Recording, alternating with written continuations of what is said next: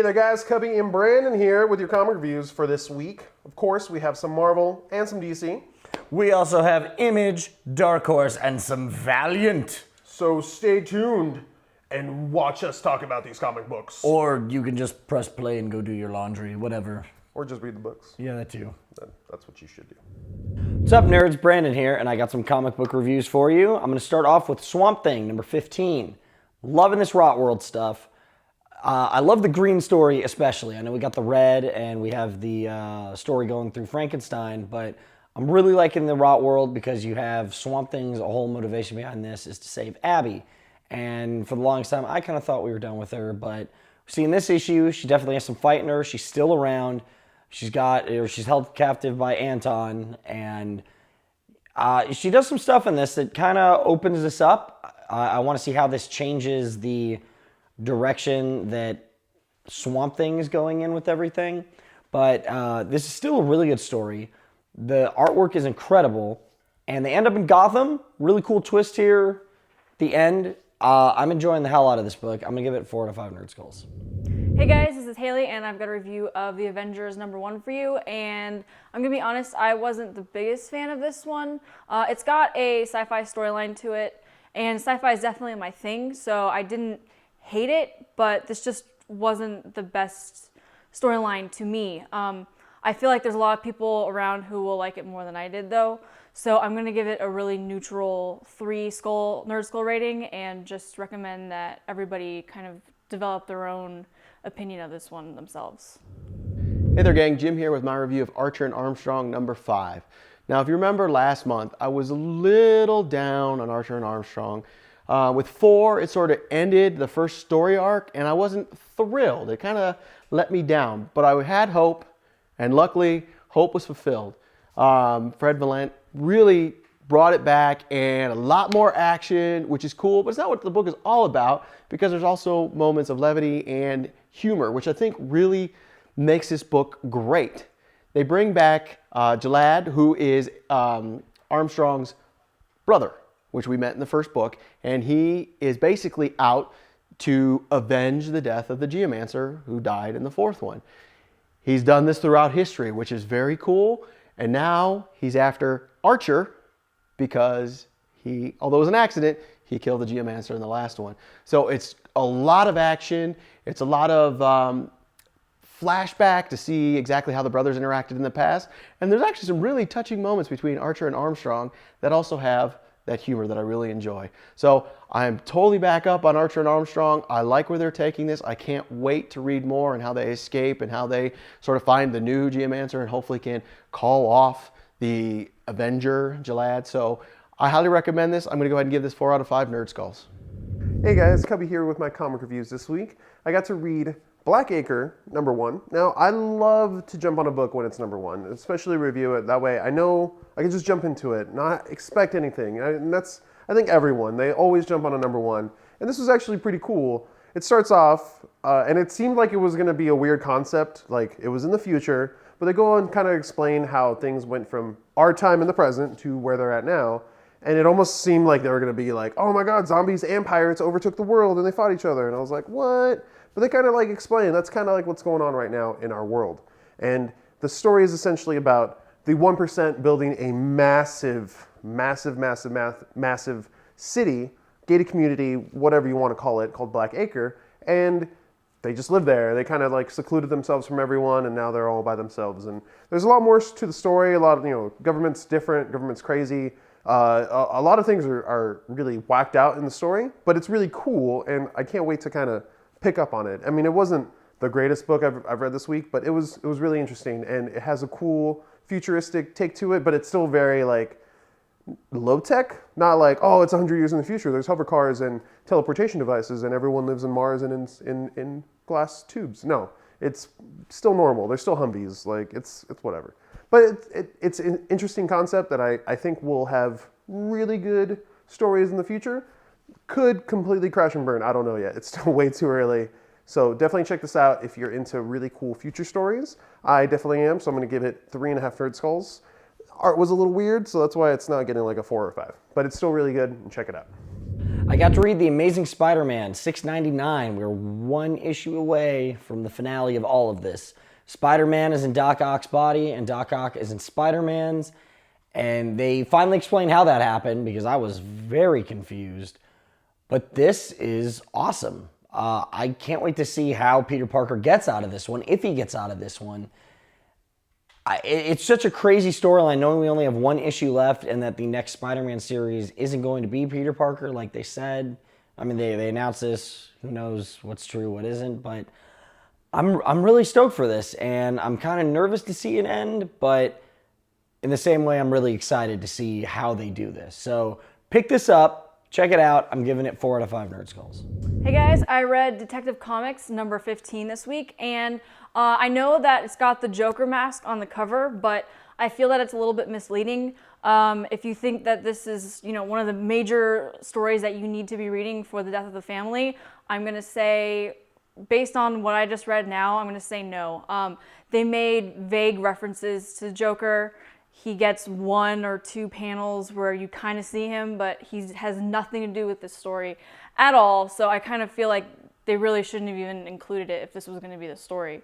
However, the story itself was still entertaining. It was about Poison Ivy controlling Clayface, which is really interesting to see. For a while, I haven't really liked anything that I've seen with Poison Ivy, so it's nice to see her back to her usual antics. So I'm going to give this book 3 Nerd Skulls. All right, folks, I got to read Before Watchmen, the Comedian, number 4 of 6, and whoa, I was halfway through the issue, and I kind of started, realizing this is kind of getting boring, like the whole Before Watchmen thing. I was like, whatever, it's so much exposition, and they're talking, and their lives in the past were so meaningful, whatever. But then something really crazy happens at the end, and it's the 60s. It's drugs are about abundant, and people are trying them, and pretty much they go on a patrol. The next issue is pretty much them going to be on patrol on acid, which I'm really stoked to read about, just because it seems like it's going to be really crazy, really messed up, and it's going to kind of explain why the comedian is so jacked in the head. This issue actually features a special appearance by the Kennedys, Robert and John F., to be precise, which is awesome, especially since they're doing sneaky, shady stuff before John F. Kennedy got elected, and that's always sweet to see in a story. So that definitely saved this book for me. This is definitely getting 4 out of 5 Nerd Skulls. I love this book. I love all the Before Watchmen stuff. You guys need to love it too. I got to read All New X-Men, number 3. This is cool. The book came out 2 weeks in a row, but this issue kind of seemed like, I don't know, I feel like they could have done this last issue. All the momentum we had from the second issue, this one we go back to talking, and it's a little neat because you get Cyclops and him and Magneto, their powers are kind of acting up due to things that happen with the Phoenix Force. So it is cool to see their dilemma, but with the ending to the last issue, I was really stoked to see what goes on. But this issue ends, number 3 ends, with a big, wow moment.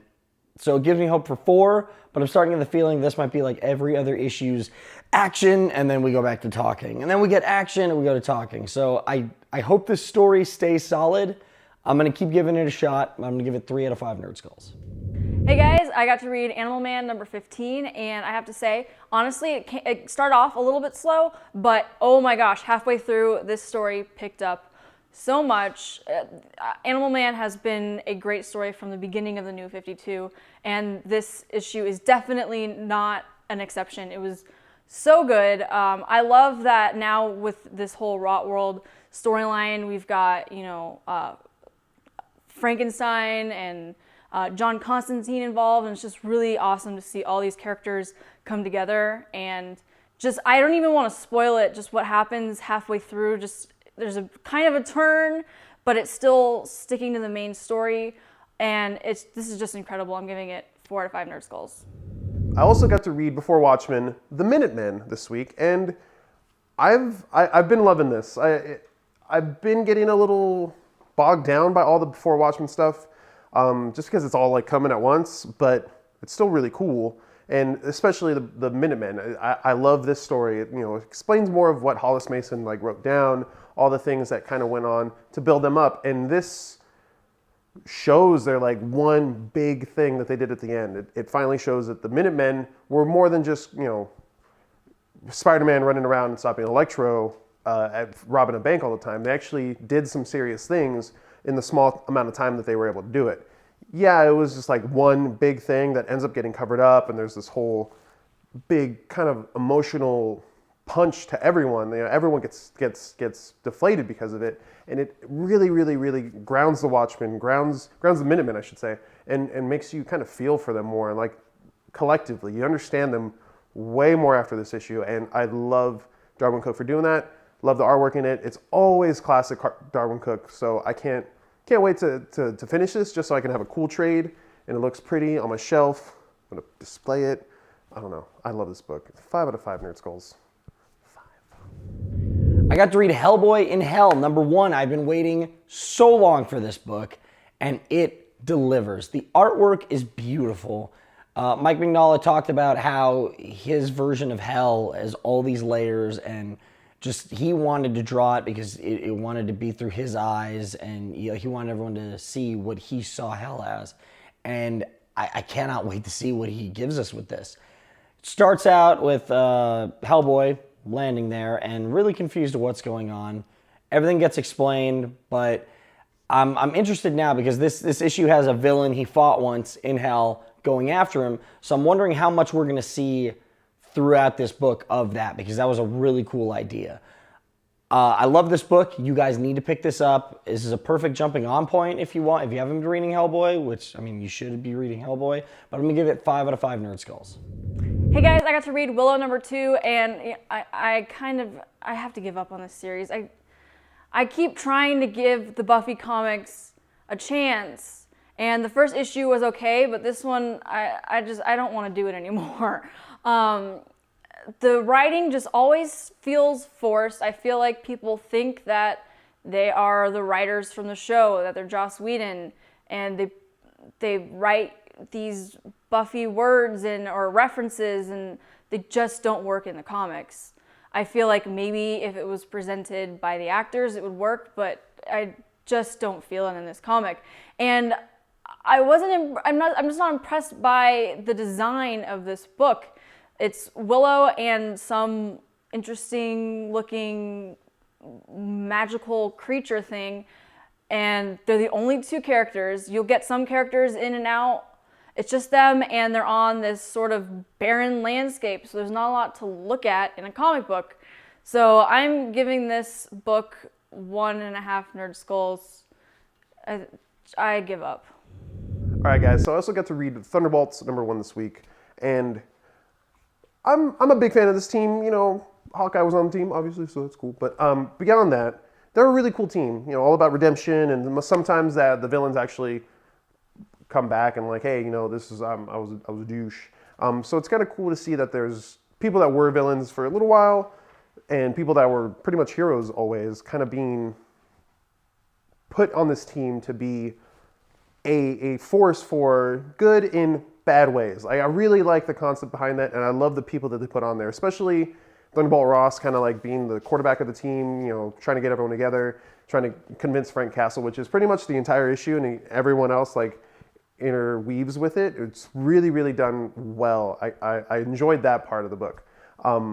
My biggest flaw with it, like the thing I thought was the worst, was Steve Dillon artwork, but at the same time, being that he's worked with his writer a million times and he knows him really well, and they know each other really well, it works really well. And the book is beautiful in that way, but it's too plain for me. It's just not my style. I know the people that are big fans of his would probably love this book and love everything about it, but it was different for me. So I'm only going to give it 4 out of 5 Nerd Skulls. I would definitely suggest to read it. I mean, you'll probably love it. It's really gory, it's really crazy, and it doesn't really set up for big things, but it's getting there. It's definitely going to get there, and I can't wait for that. All right, that is all the comic reviews we have for you this week. But until next week, check us out on Twitter, Facebook, YouTube, and nerdlocker.com for all your nerdy news. I am Brandon. And I'm Cubby. And we'll see you next week for even more comic reviews. Don't forget to put your clothes from the washer into the dryer. Now, you're probably done.